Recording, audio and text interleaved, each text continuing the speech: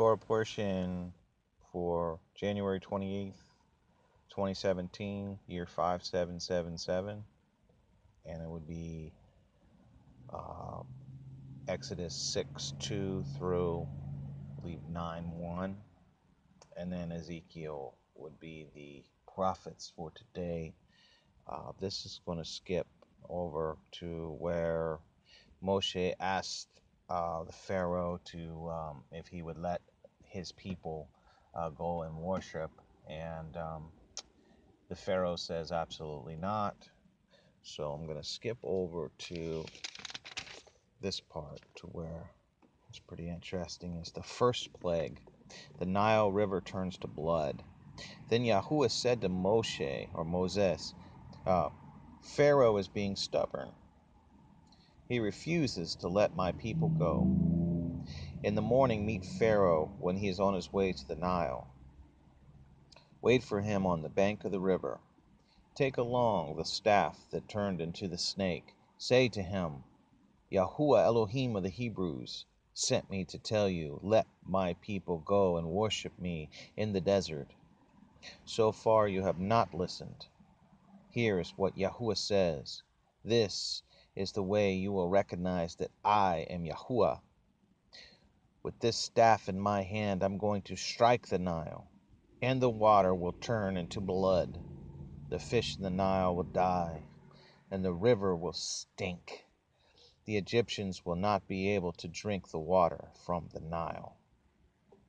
Yahuwah said to Moses, tell Aaron, take your staff and stretch out your hand over the waters of Egypt, its rivers, canals, ponds, and reservoirs, so that they will turn to blood.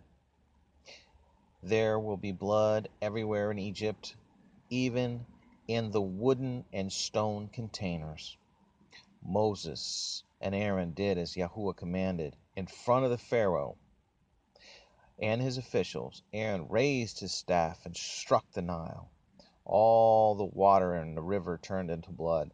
The fish in the Nile died. It smelled so bad that Egyptians couldn't drink the water from the river. There was blood everywhere in Egypt. But the Egyptian magicians did the same thing using their magic spells. So Pharaoh continued to be stubborn and would not listen to Moses and Aaron as Yahuwah predicted. Pharaoh turned and went back to his palace. He dismissed the entire matter from his mind. All the Egyptians dug along the Nile for water to drink because they couldn't drink the water from the river. 7 days passed after Yahuwah struck the Nile. When they're talking about digging along the Nile, is what they did was they would dig a hole about 5 feet from the actual Nile River, about 5 feet down, or 5 feet over, and then about 5 feet down. And the sand that was in between the Nile and the hole that they have dug would filter some of the water. And then I'm assuming that they knew to boil it back then. But that's what they're talking about.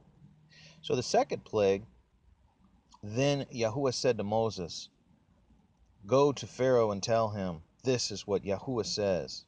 Let my people go and worship me. If they refuse to let them go, I will bring a plague of frogs on your whole country. The Nile River will be swarming with frogs. They will come into your palace, into your bedroom, on your bed, in your houses of your officials, on your people, into your ovens, into your mixing bowls. The frogs will jump on you, on your people, and on your officials. Then Yahuwah said to Moses, tell Aaron, hold over your staff over the rivers, the canals, and the ponds. This will bring frogs into the land. So Aaron held his staff over the waters of Egypt. The frogs came up, covered the land of Egypt. But the magicians did the same thing using their magic spells and brought frogs into the land.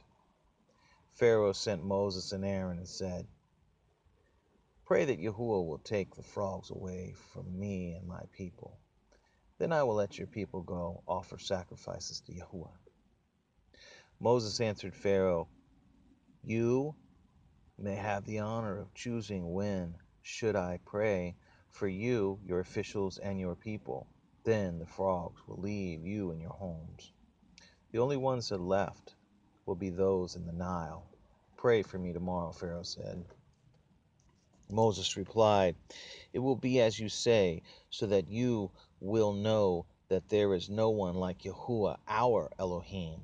The frogs will leave you, your homes, your officials, and your people.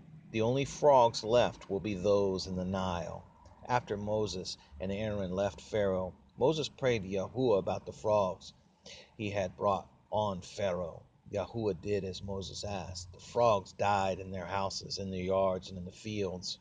They were piled into the cordless heaps, and the land became to stink because of them. When Pharaoh saw that the plague was over, he became stubborn once again and would not listen to Moses or Aaron as Yahuwah predicted. So the third plague is gnats. Then Yahuwah said to Moses, "Tell Aaron, hold your staff and strike the dust on the ground. All over Egypt, the dust will turn to gnats." When Moses told him, Aaron held out his staff and struck the dust on the ground. It turned into gnats and bit the people and the animals. All the dust on the ground everywhere in Egypt turned into gnats. The magicians also tried to produce gnats using their magic spells, but they couldn't do it. The gnats bit the people and the animals. So the magician said to Pharaoh, "This is the hand of Elohim." Yet Pharaoh continued to be stubborn and would not listen to Moses and Aaron as Yahuwah had predicted. Now the fourth plague, the flies. Yahuwah said to Moses early in the morning, "Stand in Pharaoh's way when he is going into the Nile and say to him, 'This is what Yahuwah says, let my people go to worship me. If you will not let my people go, I will send swarms of flies on you. Your officials, your people, and your houses, the homes of Egypt will be filled with flies, and even the ground outside will be covered with them. But on that day I will treat the region of Goshen differently. That